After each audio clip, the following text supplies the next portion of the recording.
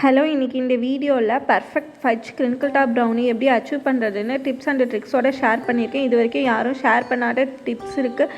வீடியோவை ஃபுல்லாக எண்டு வரைக்கும் மிஸ் பண்ணாமல் பாருங்கள். உங்களுக்கு தெரிஞ்சவங்களுக்கு ஷேர் பண்ணி விடுங்க. வாங்க வீடியோக்குள்ளே போகலாம். ஃபஸ்ட்டு நீங்கள் யூஸ் பண்ணுற ரெசிபியில் ஃபேட் மெஷர்மெண்ட் இன்க்ரீஸாக இருக்கிற மாதிரி பார்த்துக்கோங்க. அப்போ தான் நம்ம ஃபஜ்ஜியான ப்ரௌனியை அச்சீவ் பண்ண முடியும்.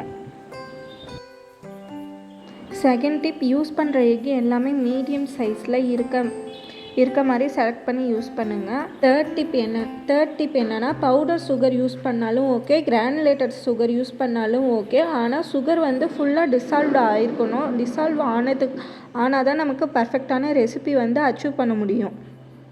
ஃபோர்த் டிப் என்னென்னா, chocolate and butter double boiling மெத்தடில் தான் நம்ம மெல்ட் பண்ணணும். அதுவும் லோ ஹீட்டில் வச்சு தான் நம்ம மெல்ட் பண்ணி எடுத்துக்கணும்.